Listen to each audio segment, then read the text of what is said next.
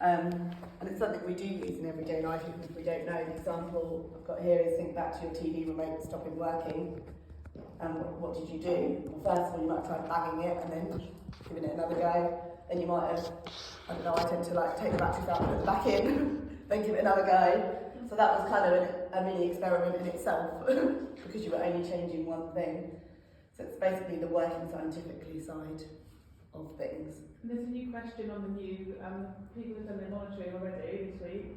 There's a new question on that disciplinary knowledge, isn't there? On the pupil voice, like checking on children. If anyone has a way to make that stick in my head, because I have to look it up every time.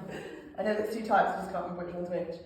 So then I sort of thought, right, how does this link? So science and early years, I've picked these out, just the ones that I thought were linked to science rather than the whole understanding of the world. So it's exploring the natural world, describing what they see, hear, feel, recognising that some environments are different from where they live, and understanding the effect of changing seasons on the natural world around them. And then you have, for early years, you should have one of these, hopefully it was left for you, Alicia.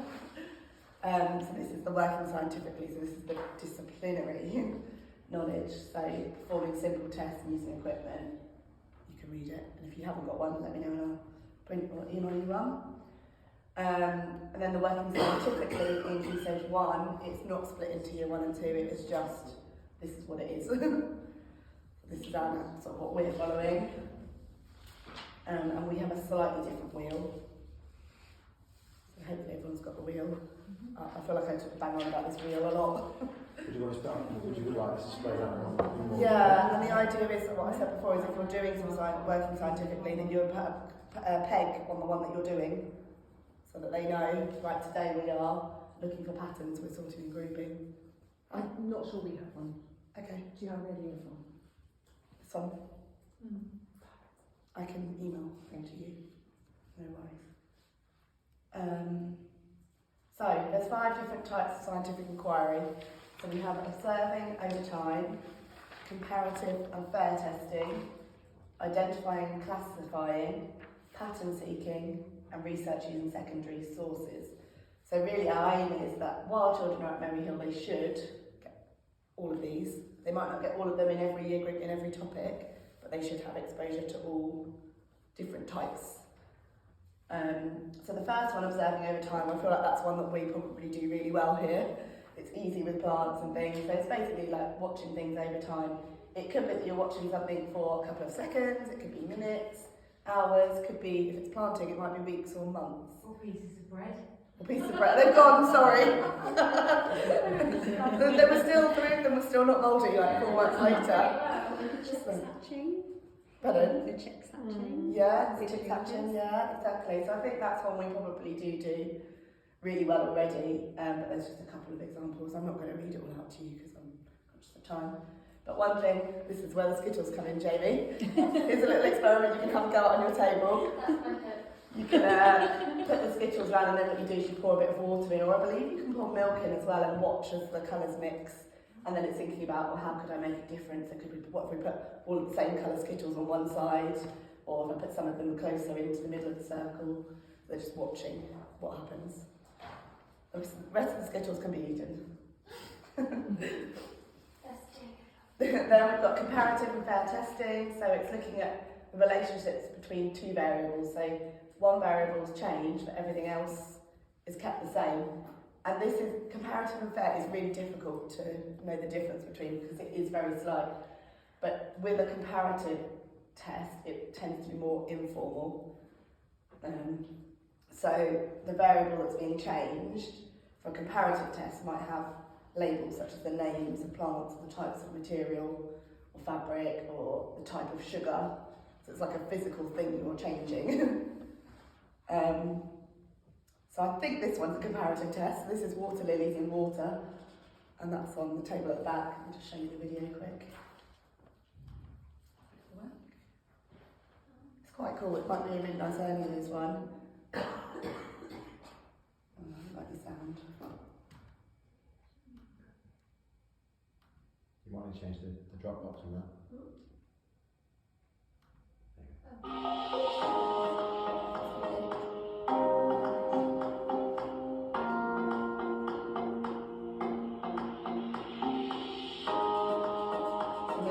from me, sadly.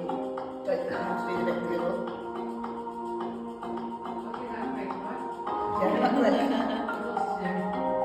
And you can also just do plain water. You don't have to make it look like a pond, but then you know it is you want to. She'll leave I'll that. leave them absolutely whole shebang. And open it, what they do is they open up.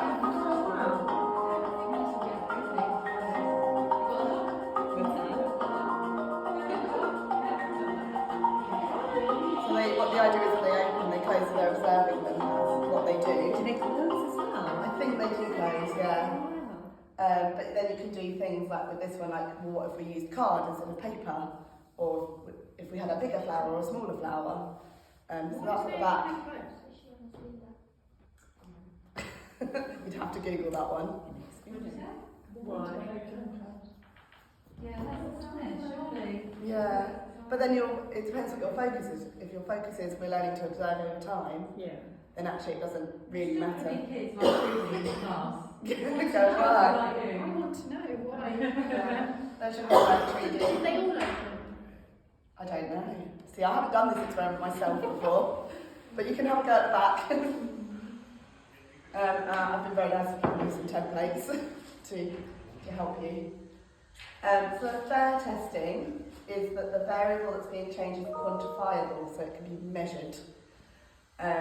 So, for example, rather than changing the fabric, you might have one layer of the same fabric, but then you have 2 layers, 3 layers, or you still have water, but you change the amount of water. So it is a tricky one to kind of get the difference between, but hopefully that gives you a little idea. So I was thinking of this, I feel like that's in the wrong place. That's not a fair test to all the people jump higher, apologies. But that's an experiment you can do. That would be more of a which one? Comparative. No, I think comparative as well. I'll come back to you on that one.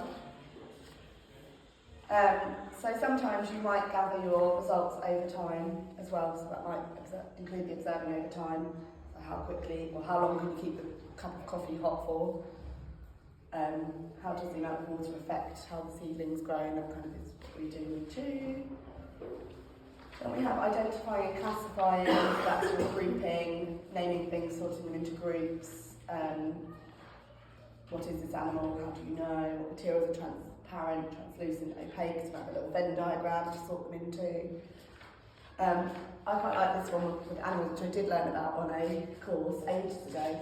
You have some animals and the teacher or someone in the group will hide an animal in their pencil case, and the children have to ask questions to try and work out which animal you've got in your pencil case. So like a guess who kind of thing, or a thinking you could do. What's that one where you put it on your hand? Yeah, that kind of one. So I thought that's just a bit more creative than just write all these animals into groups.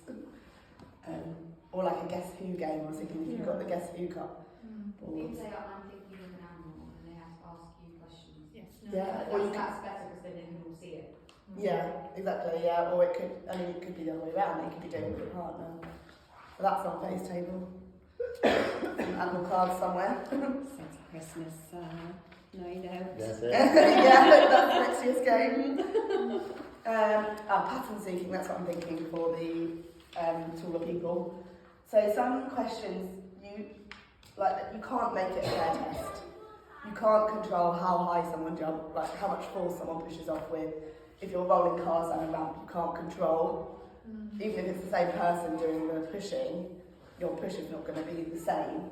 So this is where you look at your pattern seeking. So you're looking at the variables. You're looking for a relationship, but it might not work every time. So do people with larger hands have larger feet? Can taller people jump higher? There you go, Ben, you can find out.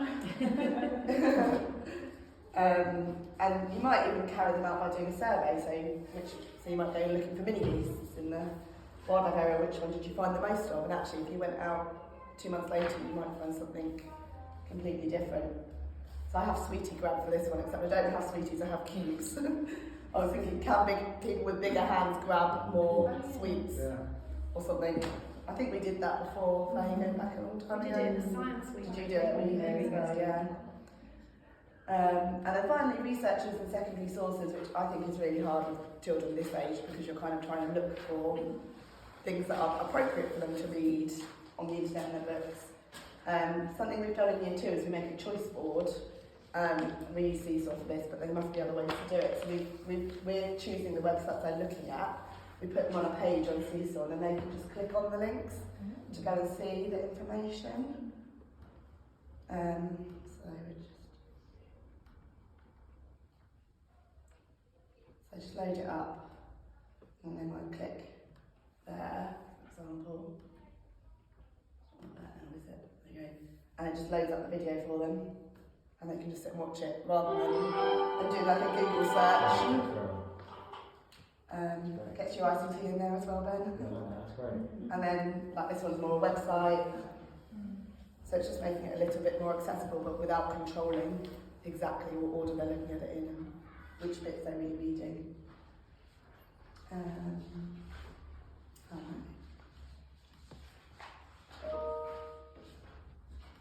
I just thought I'd finish with a couple of very useful websites. Explorify is really nice, it's got odd one out, some zooming in on the pictures, they're really nice, just as quick science starters.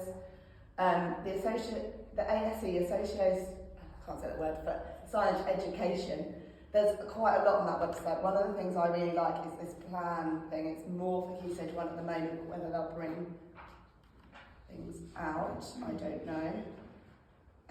So, for example, so this one has got primary science, it's got the, this for year 1. You get like a whole like booklet of like, this is what we've done in a topic and this is how we've assessed it and what this child has been assessed as. I've saved quite a lot of them in my folder. So,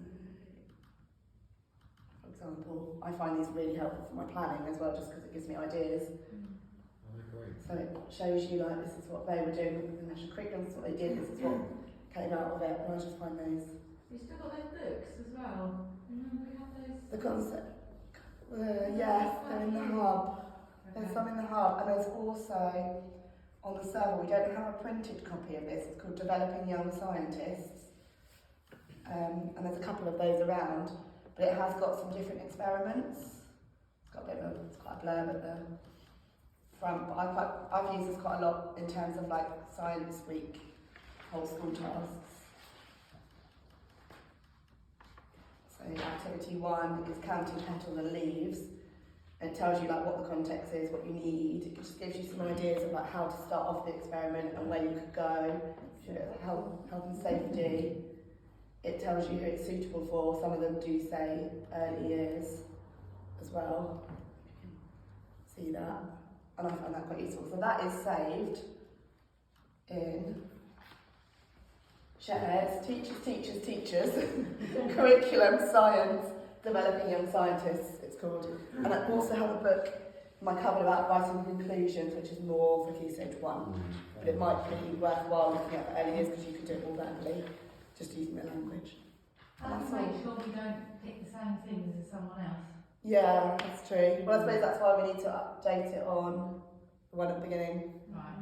I guess if we are going to do this one. I was going to say, do we have where maybe in the medium term, when we come to that, think about which experiments we are doing Already, from yeah. that and how we can Definitely. on from that.